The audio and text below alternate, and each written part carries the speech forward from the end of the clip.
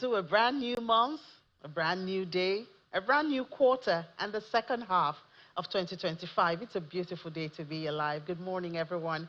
I'm Ini John Mekwa, and we're doing business for 55 minutes where you get current and relevant business conversations. That's what we do here on Business Morning. We start off as usual from the global space where oil price is steadied on Tuesday after sliding earlier in the session with the market weighing expectations of OPEC Plus output hike in August in an upcoming meeting. So we see that Brent added 10 cents. 10 cents is about 0.2%, and the price at $66.84 a barrel. For WTI, it's also up 0.1% to $65.20 a barrel. Now, you would notice that normally in the normal times, there would be about $4 difference between both commodities. But at this time, in recent times, that has really thinned out. Now we see less than $1 in between WTI and Brent. And of course, that should be because a lot of what's going on in the world, some factors affecting oil, comes from the United States. So we see WTI moving really close to Brent. Now, 4 OPEC Plus sources said that the group plans to raise output by 411,000 barrels per day in the month of August, following similar hikes in May, June, and in July. If approved, I believe they're having their meeting on July 6th, this would bring OPEC Plus total supply increase for the year to 1.78 million barrels per day, an equivalent of more than 1.5% of global oil demand. OPEC and its allies, including Russia, call them OPEC Plus, they will meet July 6th. And these larger supply increases should leave the global oil market well supplied for the remaining part of the year. Expectations for a comfortable oil balance, along with a large amount of OPEC share production capacity, appear to be comforting the market. Uncertainty about U.S. tariffs and other impacts on global growth also kept a lid on oil prices. U.S. Treasury Secretary Scott Bessent has warned that countries could be notified of sharply higher tariffs. And of course, this is despite good faith negotiations as a July 9 deadline. Remember the pause on the tariffs that's approaching, especially now that we have started the month of July. So these are the conversations we'll be having this month, and also affecting oil prices. In Nigeria, according to the latest monthly report summary released by the National Oil Company, and that's the NNPCL, its profit after tax rose by 14% to 1.054 trillion naira, and that's up from 926 billion naira within the comparative period. This comes as its crude oil and condensate production climbed to 1.6 million barrels per day in the month of May from 1.61 in April, maintaining a steady recovery trend. A breakdown of the NNPCL report shows that crude oil output was flat at 1.35 million barrels per day, while condensate volumes recovered slightly to 0.28 million barrels per day in May and 0.26 million barrels per day in April. But still staying in the oil and gas sector, Dangote Petroleum Refinery has reviewed its ex-depot price for premium motor spirit, that's PMS, petrol, to 840 naira for a litre, marking a strategic move to undercut private depot operators who have dominated the market in recent times. The review comes after a Dangote performer invoice price earlier in the day, raising speculation across the downstream sector. Industry watchers had predicted the drop following consistent reduction from private depots and falling global crude oil prices. Lagos depot sells at 860 as price war deepens on Monday. Several Lagos depots, including MJ, Mao, and IPEC, they offered at 860 for a litre, continuing a downward pricing trend that started late last week. Now, let's discuss this. And of course, the expectation of what Dangote has planned a new phase to the downstream sector come August 15. Let's have this conversation with Mr. Bismarck Rwani, the Chief Executive Officer of Financial Derivatives Company. Mr. Rwani, good morning and welcome to the program. Good morning, and thank you for having me this morning. Yeah, Mr. Rwani, I can see you smiling. I'm sure you're happy about this news about the ex-depot price from Dangote, now 840 naira, and the promise of a uniform pricing all across the country. Yes, I think this is a very significant and important development as far as Nigeria's downstream and the Nigerian economy as a whole is concerned. One, as you can see very clearly that at 840 naira, that's breaking news there, 840 naira ex-depot price is very, very important. I think that is the most important development. Two is that it is happening at a time when the global price of oil, you just said it now, Brent at $66 a barrel. It's also happening at a time it's trying to reimagine and restructure the structure of this industry and what I call imperfect markets, and it's trying to make it as perfect as possible. What has it done? Right? They are introducing uniform pricing, which has never happened in the country before. When it happened and the government was funding it, we had what we call the Petroleum Equalization Fund and the bridging of pricing of products across the country. This was abused and was a major source of fiscal recklessness in this country. Now, from August 15, there will be uniform pricing across the country. And how is he going to achieve this? He will be doing two things. One, 4,000 CNG trucks, power trucks, taking the products across the country. They're offering credit facilities to Nigerian retailers, retail outlets. And the total amount in question is 500,000 liters. If you buy bulk 500,000 liters, they will give you another 500,000 liters for 2 weeks at no interest cost, as long as you have a bank guarantee, right? So that's very important. But if you go further, and that's why we call it a game changer, you go further, you will find that you will see at this time in the past 10 years or 15 or 20 years, every time there was a holiday, every time there was Easter, every time there was Christmas, every time there was Independence, every time, and many other times, you would find that there were queues and there was massive downtime. Now you can see the picture on the slide now showing what it was before and what it is today. And what it was before was 2 years ago, and what it is today is now you can see that picture clearly. Now, what is the impact? The question we must ask ourselves, what's the impact of this new dispensation? Because it's changing the distribution structure in the industry completely. One, before now, there was perennial fuel scarcity. That's the picture you can see out there. That was on the left before, and now what the Dangote refinery is offering is consistent quality and consistent supply. Now, there was perennial, and there was also adulterated fuel in the past. There was price determination, which was abused. There were bridging costs, which were also abused. And inflation at that time, even when measured, as far as we know, with the old methodology, was as high as 33%. Now, inflation is down to 23%. We're not saying that it is because of this that it's happening, but there's a strong correlation between the price of fuel or the price of PMS and diesel and the rate of inflation. So we expect inflation to come down to about 22, 21% on the months ahead. One other major item that needs to be discussed and understood is the smuggling of products from Nigeria across the borders. Because of this, the intervention of the Dangote refinery 1, the uniform pricing 2, and the CNG trucks moving the products across the country, and because of that, we are beginning to witness a reduction in smuggling, and therefore the total consumption today, we are told, is about 65 million liters a day. The truth is that in the past, we were told that it went up to 75, 80 million liters. Because of quality and quantity guaranteed, we've seen that export smuggling reduced sharply and minimized, let me use that word.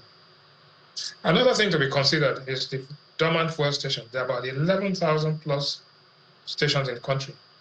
Many of them are dormant, not being used at all. With this initiative, the products will get to every station in the country, and those who don't have money will have credit if they can buy.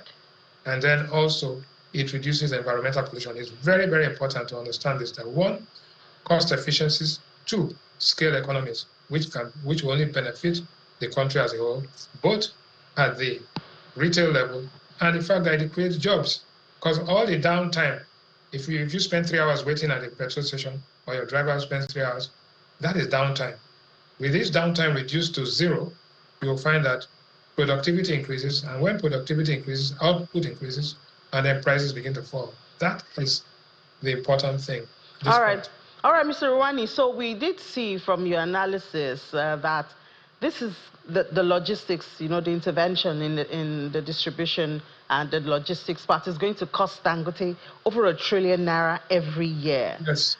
We know that Dangote has repeatedly come to say it's because of the crude for naira policy. That's why he's able to do that, because people are asking questions. What's the motivation for this if it's going to cost the company over ₦1 trillion, and this is a company that's, is just started business when you look at the quantum of investment that was made. So what's the motivation? How do we connect this to be sure that this will be sustained? And Dangote is in to do business for profits. It's not a charity company. Definitely. Let's be clear. You must differentiate between expense and investment. The investment, 720 billion naira being invested in trucks, is capex. Then the cost of transporting these products all over the country is 1 trillion naira, 1.07 trillion naira. Why is he doing this? He's trying to make sure that there's efficiency in the system and taking advantage of scale economies. Because he's doing it at large scale across the country, his average cost comes down. And he's not doing it to exploit the masses, because we have the Consumer Protection Agency, which is fighting against collusion, gouging, and all of that. So that is clear. In any case, if anybody wants to compete, they can go and import fuel or buy it from modular refineries. It's not a monopoly situation. It is a situation where we are moving towards perfect competition. The fact that he's a price leader who is guaranteeing quality, quantity, and supply. That is the most important thing. And therefore, in the end, he wants market share after leading the prices, right? And that market share gives him, motivates him to invest some more, because the profit and the returns are a function of the investment. Don't forget, one, there's $23 billion plus, which was invested in the refinery itself. Two, is the fact that is now additional investment, capital stock, of another 1.07 trillion naira per annum. And then 720 billion naira in trucks, which has to be amortized and depreciated. So he's taking the risk on the trucks, he's taking the risk on the capex investment, and he's taking the risk on the refinery itself, all to make sure that it provides enough quality and quantity of PMS in the country, so that every Nigerian benefits fully from that. And that helps to drive the increased output, increased productivity, and the goal of the country to achieve a $1 trillion economy, which is still years ahead, will be achieved because of this increased investment. Don't forget that Dangote is not the only one investing in this sector, but the group as a whole, the Dangote group, cement, sugar, and all of building. So it's building a conglomerate which helps to deliver affordable pricing on necessities in this country, from sugar to cement to refined petrol to diesel is very important. And taking it to the retail outlet so that speculators are taken out of the market. The Dangote Group is happy to compete with anybody who is willing to invest. In fact, competition brings about efficiency, and there's no question about that, and that is what we'll see. But what I'm trying to say here is that in the next 2 months, you will see the effect, and the people benefit from it. In any case, the people need some succor at this point in time, especially the price of petrol. So and transport will come down. We pray, because it does take a while when we see things like this before it translates into, the everyday transaction, transportation, and cost or price of food. So we do hope to see that. But help us to understand how this is connected to what's going on in the global scene, because at the end of the day, we still have global crude oil prices, and we have, the uncertainties, even though it's a bit calm now, that determines the direction of the price. So what can we expect? It's a deregulated market. This is Dangote trying to give succor to the people, and be a price leader and sustain its place as a price leader. But he's still in business, as I said earlier, and he's still connected to whatever happens to global oil prices outside Nigeria. Okay, now let's segregate this into two parts. One is the global price, and the link between the global price of oil and the products that we are selling and refining in this country is there. So you said OPEC is meeting on the 6th of July and will determine and increase their output. If they increase their output, then the price of oil begins to come down. If the price of oil reduces, then Nigeria's revenues will also reduce. But on the other hand, because because of this crude for Naira deal, the impact of the global volatility will be minimized. So if in the past, the global price went up by 20%, you will find that the retail price of petroleum products will go up by a corresponding amount. Now there's an insulation there that now with this investment, even if the global price increases by say 10%, the impact on the Nigerian will not be anything close to the 10%. Therefore, this investment and this initiative is providing a buffer for the Nigerian people, right? Because you can't have it both ways. If the price of oil comes down, we'll live with that. But basically what we're doing is domesticating the risk and making sure that the people benefit and do not suffer as much as they would have suffered if we didn't have this system in place. I think that's very important. And that link, but going forward, I think in a year or two to come, Nigeria had invested over 40 years ago on pipelines, depots across the entire network of this country, from Port Harcourt to Sokoto to Maiduguri to Mosemi and everything, Atlas Cove. Those facilities are there. They need to be rehabilitated. The rehabilitation cost could be about as much as $5 to $6 or $7 billion. If that is done, then the cost of transporting the goods, the refined products across the country will reduce, and therefore the people will benefit from being an oil-producing country, an oil-refining country, and an oil-utilizing country for its economy, so that we will just be. I'm not saying that we'll be exactly like Saudi Arabia, but we'll be like some of the Gulf states, or in Angola, and any of those other oil-producing countries where the people benefit from being a major producer. The people benefit from the efficiencies and economies of scale, and that the prices begin to moderate. And once inflation begins to reduce, then the people feel better, and the pressure, the economic crisis that we face today, is reduced. All right, Mr. Rwani, so we expect this to start from Dangote August 15. Could you give us an idea of a policy lag? I think that's what it's called. When we time lag, when we can expect the impact to move from this macro level, I'll call it that, of what Dangote is doing, to the micro level, to the cost of transportation from one place to the other, the cost of food items in the market. Do you have an idea how long it could take? The lag, I can tell you, this thing kicks off on the 15th, but even today, you can see that people are now beginning to build in the expectation. The expectations are that prices will no longer increase as sharply as they used to increase, which is the definition of inflation. But also, the fact that when you can see the investment in the infrastructure, the network, the trucks, the gas stations, the credit to retailers, the independent and major marketers falling in line to ensure that they can pass on these prices to others because of competition. I think that by the end of August, that is end of next month, and September, we'll begin to see the reduction in transport fares and in the reduction in the price of moving products, farm products, food products, from the farms to the cities, from the cities to the manufacturers, and so that the manufacturers will pass on some of these prices to the retailers. So it's not just the price of petrol, but the price of the commodities that are moved with petrol and diesel. And if those prices come down, then you would see that the people there'll be some relief there'll be some, some relief, and people will be much happier than they are today. But it takes time, but not too long. The people cannot wait indefinitely.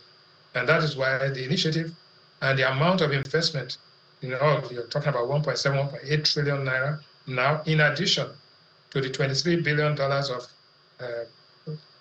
the refinery and the fertilizer and the petrochemical. So when you take the entire value chain, you see that this is the biggest investment in this part of in West and Central Africa for a long time. All right, thank you so much, Mr. Bismarck Rouhani. We're certainly hopeful and looking forward to that. You said latest by September, we should be able to see the impact of this largesse that Dangote is giving to Nigerians. Chief Executive Officer of Financial Derivatives Company, thank you for your time. Thank you for having me.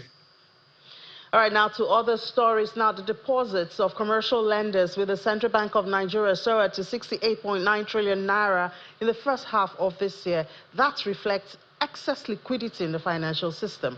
According to the banking industry reports, this represents 907.3% year-on-year increase against the 6.84 trillion naira posted same period last year. Breakdown of the deposits shows that banks deposited 19.22 trillion naira in the first quarter of this year, representing 956% growth against the 1.82 trillion naira deposited in the first quarter of 2024.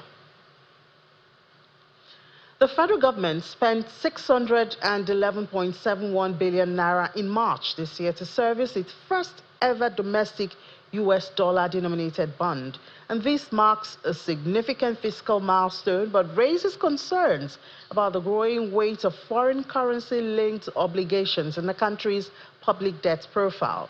According to the latest data from the Debt Management Office, this single repayment accounts for 23.44% of the 2.61 trillion naira total domestic debt service obligations that was recorded in the first quarter of this year.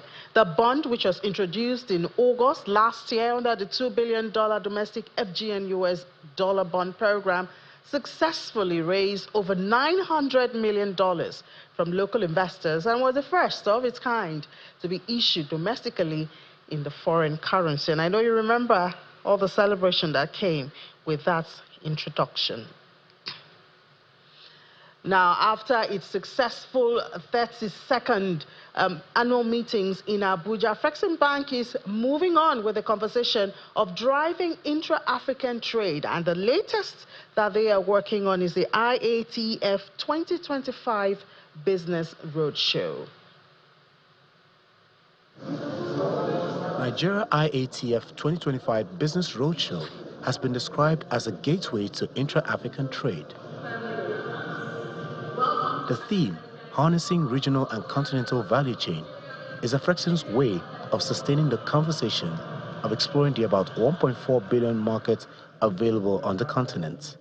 Arguably, Africa's intra-regional trade accounts for less than 15% of our total trade volume.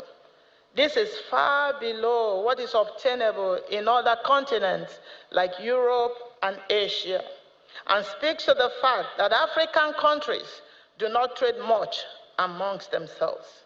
And so we see countries exporting to other clients products and commodities needed by other African countries, who then have to import the same product back to the continent. Is no longer a developmental aspiration. It is an imperative for survival, for recovery, and long-term prosperity. We need an Africa-first mentality, not as a slogan, but as a deliberate strategic shift to prioritize African production, African capital, and African innovation. A measure to cross if Africa would increase intra-African trade is infrastructure. Infrastructure is also a major issue that we are tackling. We know that right now in the continent, most of the goods are moving by the roads, but they are not supposed to be on the roads. And most of those roads are in poor condition. They are basically congested. And in some areas, you also have those most powerful people who are manning those roads who will not even allow the goods to move, even if the roads are smooth. So these are some of the barriers that we see in intra-African trade, and we also have the tools that we are using to facilitate trade through policy advocacy to ensure that there's free movement of goods. But most importantly, we are also working on intra-African maritime routes. Issues raised by the speakers are further dissected by a panel. What is your country risk rating? If you are an enterprise or a company that is located within that country, there's also the other thing that the rating agencies use, which they call it the country ceiling. What that means is that it doesn't matter how well you do as an industry, so long as you're located in that country, you're subject to that ceiling, which is the rating that has been provided for that country.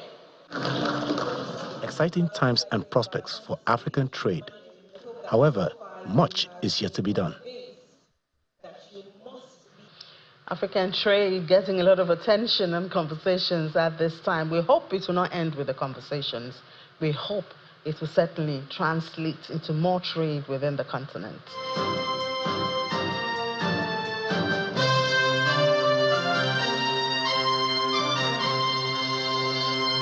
Welcome back. Still watching Business Morning right here on Channels Television. Well, yesterday we talked about that FRC, that's the Financial Reporting Council, and the cap which the federal government had put on those dues. That was really controversial at a time, and we know one of those who drove the conversation then was NECA. And so this morning we have the Director General of NECA, Mr. Adewale Smart-Oyerinde, joining us from our Abuja studio. Mr. Oyerinde, I thought I'll see smiles on your face this morning. You've gotten a positive response to your request. Absolutely, absolutely, and it's our utmost commendation and appreciation to Mr. President for listening to the concerns of organized businesses, and also the Honorable Minister for Industry, Trade and Investment for our role, the other arms of the OPS, PEBEC, even FRC, for also agreeing to come to the table. So it was a news well received, as announced by the Honorable Minister for Industry, Trade and Investment, and for us, it's another plus among the many pluses in the last 1 week. So what exactly does this mean? What does it translate to for businesses? For us, basically, and we must state this explicitly, organized businesses are not averse to regulation. Regulation basically is what we believe should drive businesses to promote competitiveness and also be the conscience, overall conscience, watching businesses to make sure they act responsibly. So we are not averse to regulation. We absolutely believe in responsible and responsive regulation. And sometimes we create laws or regulation that in the course of the implementation, it has the potential to do more harm than good. And the test of true leadership is to review those laws. A mentor once said, it's better to be inconsistent than to persist in error. And what we have seen is the demonstration of good judgment by all that has played their role within the context of reversal. So for us, it's about creating an environment that not only sustains current investment, but that will also promote and attract foreign investment. Now, the whole crux of the matter is the Section 33 of the FRC Act expanded the scope and context of what we call PIEs, public interest entities. And expanding the scope, it also did not put a cap on the levy that those PIEs will pay. So invariably, you see a public quoted company, a PLC, having a cap of 25 million per annum, and an unquoted company not having a cap. So you might have an unquoted company, an unquoted PIE paying 100 million per annum, 200 million per annum. And there are some that are supposed to pay as much as 1 billion, 2 billion per annum. And these are unquoted companies. And we feel it is not justiciable. It raises unnecessarily the regulatory cost to revenue for these unquoted businesses, which also signals, it raises a red flag to the international community about the inhospitable nature of regulation in this environment.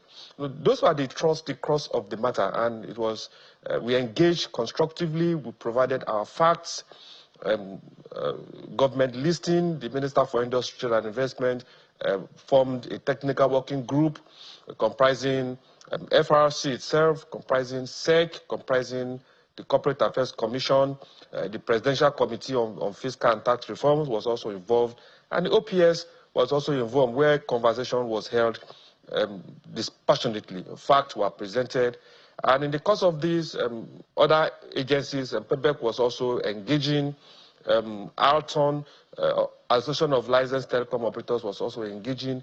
So it was a coordinated engagement. One of the best we have seen in this climb, where facts, figures, data played a major role in resolving this issue. And once again, we want to appreciate Mr. President Paul Ahmed Tinubu GCFR, for his listening here and the role that was played by the Honourable Minister for Industry, Trade and Investment and other critical stakeholders. Yeah, but this is a temporary halt. What's in there for the future? What happens after? How long is this temporary halt, and what happens afterwards? The ultimate is the amendment of Section 33, as was mentioned. The temporary halt is, first, the government has put a cap that the max that the unquoted businesses, PIAs, will pay is 25 million. So the next phase is to now work with stakeholders, including FRC, to determine the bands. If the max is 25 million, then there should be bands using different parameters to arrive at what PIAs will pay. And on the medium term, I don't want to use the word long term, the medium term is the amendment of the Section 33 of the Act, which will make the regulation more seamless, make it more business friendly, make it more aligned to the Renew Hope agenda of this government. Right, Mr. Yerinde, well, while we celebrate that, I guess this should translate to more profitability, productivity. I think that's what the consumers will be more concerned about. Yes, because first is sustainability. Once the business is sustainable, its capacity to expand is increased. Its capacity to employ is also increased. And it also communicates directly to the international community that regulation and regulatory issues in Nigeria is not flesh and blood. It's something that can be resolved and resolved amicably. And for us, it also fits into the. In fact, for us as employers, as NECA, it's a week-long good news, because we had our summit last week, and then last week, Wednesday, Thursday, the president signed the tax bill, the fourth tax bill, on Thursday. Then on Saturday, the president also announced the issue on the FRS, and earlier, Mr. Rewane also gave a succinct graphic effect of the Dangote refinery, the issue of the energy and the likely positive effect that it will have not only on energy costs for organized businesses, but on Nigerians as a whole. And the more money Nigerians have in their pocket, the more their capacity to purchase, the more they increase their purchasing power, the more their ability to buy, and the more they buy, the more the ability of the business to produce. So that chain of production, consumption, we must keep it rolling for us to achieve a very reasonable GDP growth, and also achieve the objectives of this administration, the 1 trillion economy that we are all aspiring to. So for us, there is positives, and we hope that we'll continue in that line. Kudos once again to Mr. President for for his very critical announcement. So does this change the perception of policy flip-flop, which we've heard a lot of individuals complain about, especially when you look at it from the foreign perspective? You just brought in international investors. Does this change, or at least on the path of calming nerves along that line? You know, for a foreign investor, one of the critical decision point for a foreign investor is how exactly are the current investors, how exactly are they faring? If there are issues, regulatory issues, how easy is it for it to be resolved? And those are signals that will significantly influence whether we attract foreign direct investment or not.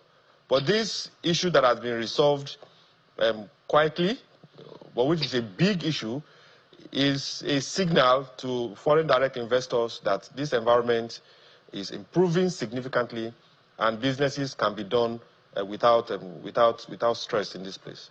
And you know, the Afrexim Bank annual meeting that just ended over the weekend, they talked a whole lot about this, and we had the former advisor to President Donald Trump. And one of the things he says is, for a country like Nigeria, we see the reforms, but there's yet more reform to be held. So I want to believe that this is one of the reforms. For you as employers in the country, Mr. Elumelu there said, whatever is good for the domestic investor is also good for the international investors. So if the domestic investors are not happy, you don't expect international investors to, jump on the boat. What else do you think should be given this kind of attention promptly to make the business and investing environment more friendly and attractive? Now, we have resolved the FRCN issue by God's grace. Now, there are other silent issues that we are also engaging, that we are receiving very positive response from government. The investment going on in the trade and investment space, reforms going on in the Ministry of Interior with the immigration and the new immigration processes. And our engagement has been constructive, and it gladdens our heart that at least people are listening.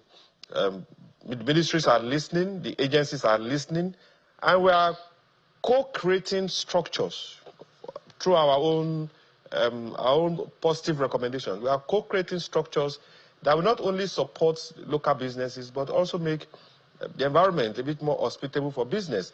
And the more it's hospitable for business, the easier for employees to also feel the impact of the business. The more the international community will also feel comfortable to come invest in Nigeria. So it's a chain reaction. You resolve one, then your potential to resolve another is increased. And the more you resolve, especially the implementation of these reforms, the more you reform and the more you implement seamlessly, the more the confidence of the international community in your environment. So for us, I think we're in a positive trajectory, and we'll continue to play the role of institutions that will continue to share positive, alternative recommendations to government. I will believe government will continue to listen. And I'm sure the tax reform, too, that's now a law, that's also to the joy of NECA. Absolutely. Not only to NECA, even to employees, because it comes with many pots of positives. While it has been signed, the real issue for us will be the implementation process. And we believe strongly that the engagement will continue to engage as much as we engaged during the conversation of before the bill was signed. The Presidential Committee did a whole lot of work on sensitization. We believe that should also increase even as we approach January 2026.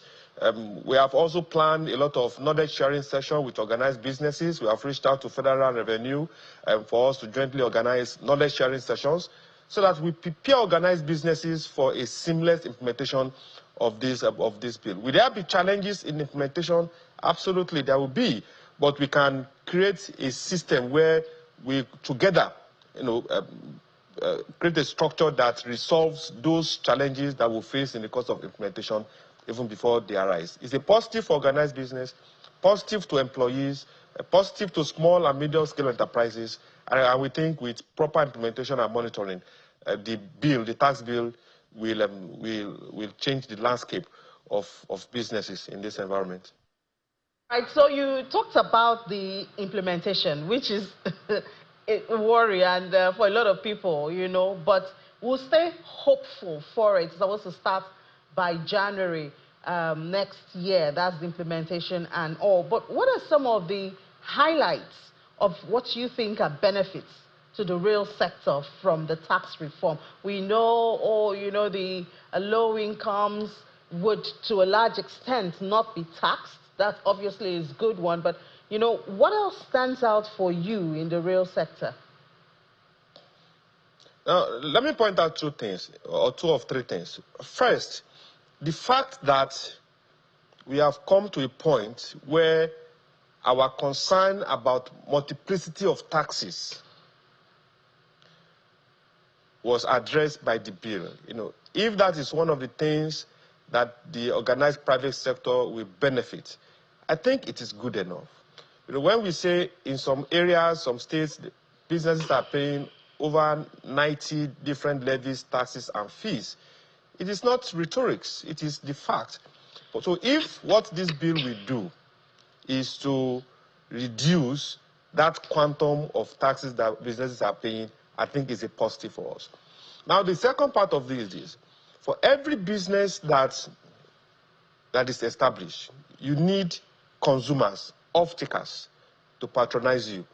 One other beautiful thing it has done is to put more money in the hands of Nigerians, put more money in the hands of small and medium-scale enterprises, put more money in the hands of employees, at least those earning within a cap, and the more money those have in their hands, the more money they have to patronize organized businesses, which also feeds into the production system.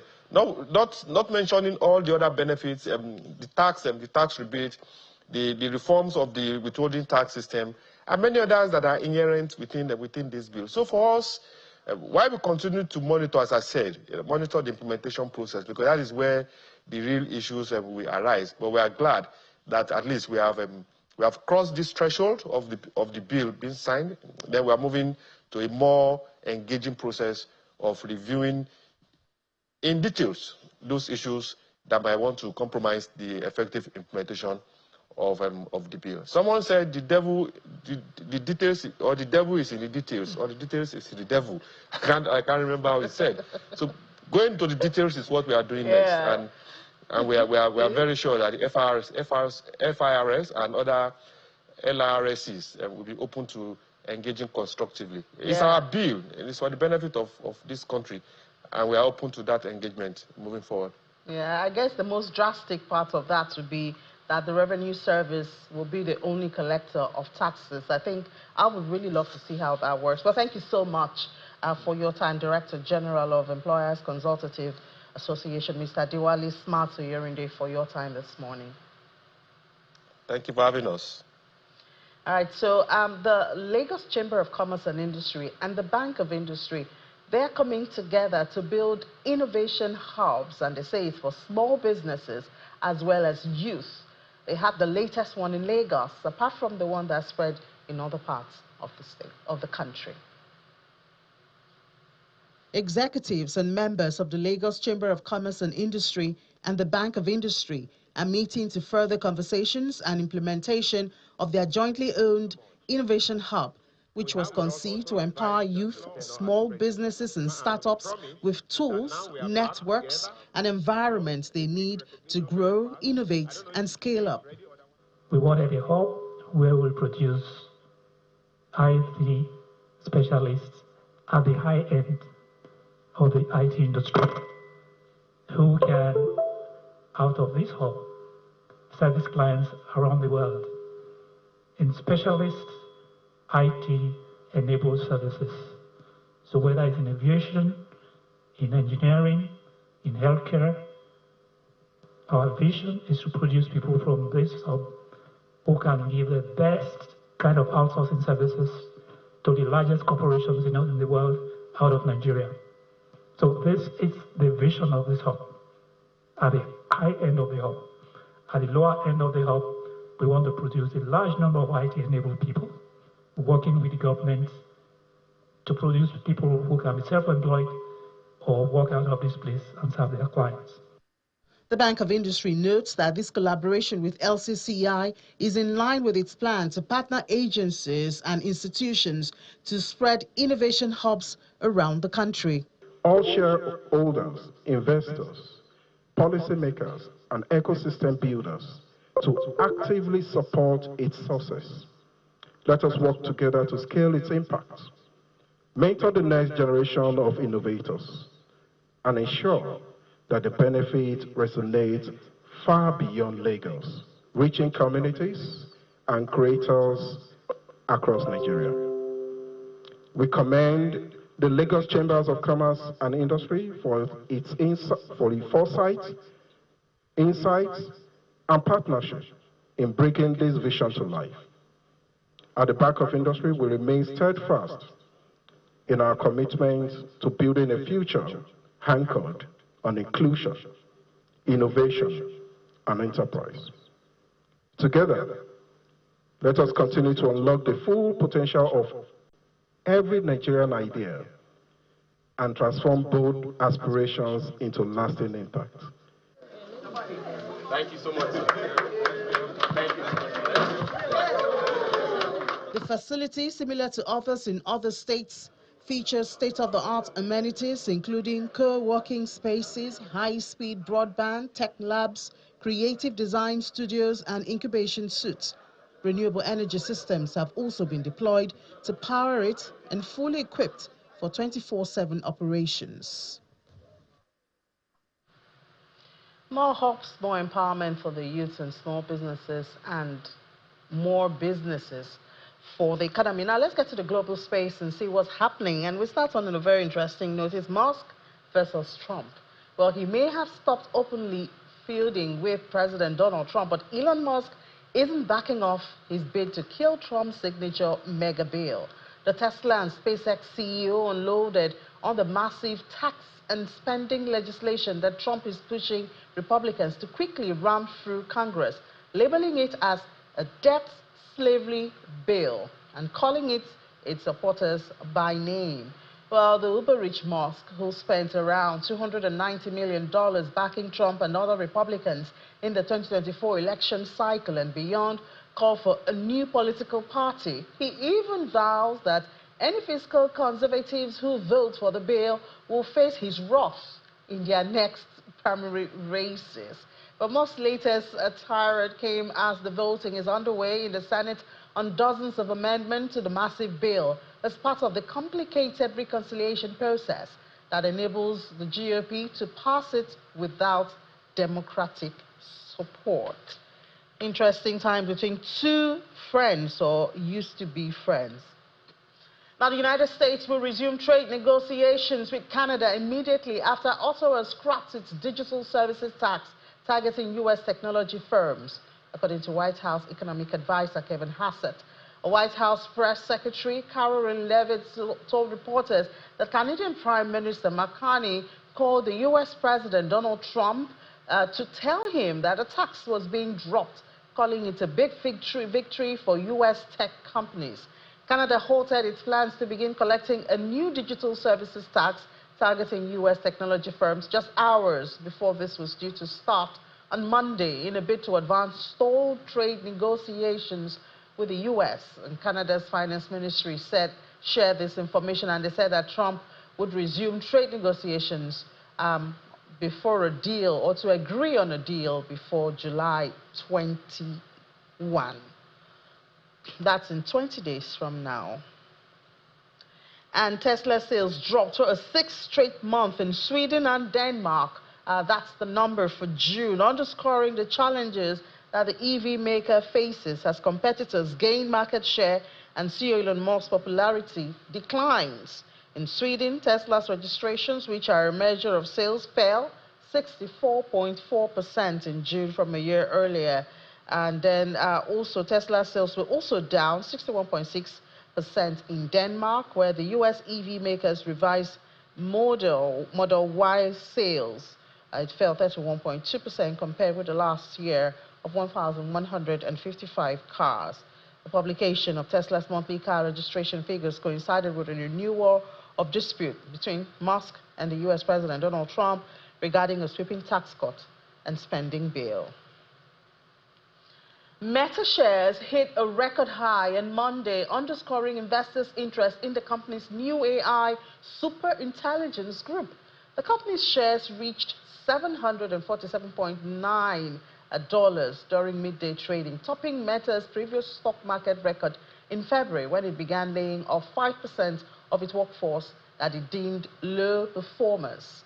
Meta joins Microsoft and Nvidia among tech mega caps that have reached new highs of late, all closing at or nearing record high on Monday. There were also Apple, Amazon, Alphabet, and Tesla. They remain below their all-time highs that they reached last year. This year, Meta CEO Mark Zuckerberg has been on an AI hiring blitz and meet fierce competition with rivals such as OpenAI and Google parent Alphabet. Earlier in June, Meta said it would hire Scale AI CEO Alexander Wang and some of its colleagues as part of a $14.3 billion investment into the executive's data labeling and annotation startup.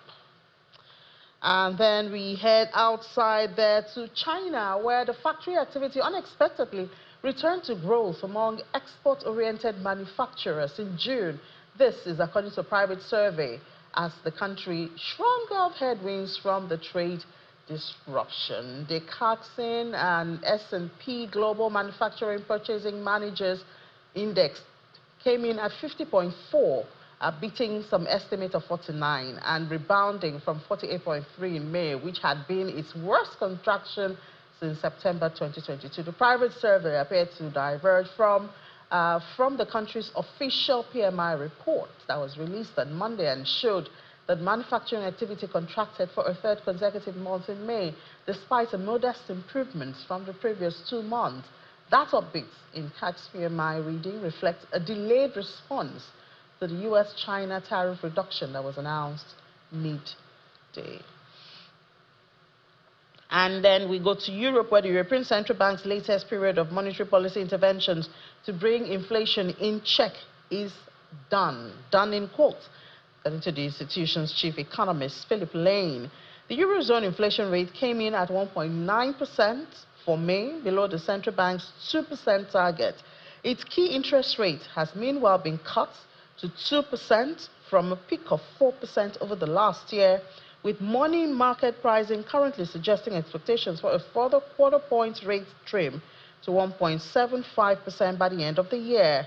Well, asked if it meant what it meant by done with the cycle, Mr. Lane said it meant that the ECB had managed to remove price shocks from 2021 and 2022, which stemmed from the energy crisis and supply chain restrictions from the system. However, he does caution that there were already new shocks hitting the system that monetary policy would need to adapt to, and that it remained possible that there might be some cyclical movements in a bit.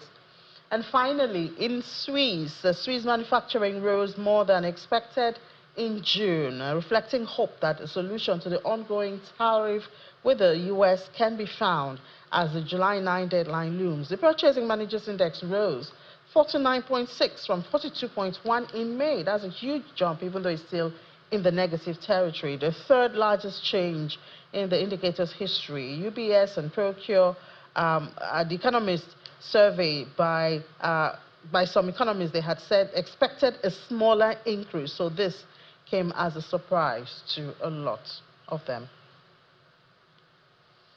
That's it on the program Business Morning. Thank you so much for being a part of it. I'll be back at 1 p.m. for Business Incorporated, but I'll be joined by Anita Edet, and we'll give you numbers from the markets and other top conversations from the world. I'm Ili John Mekwa. Talk to you later.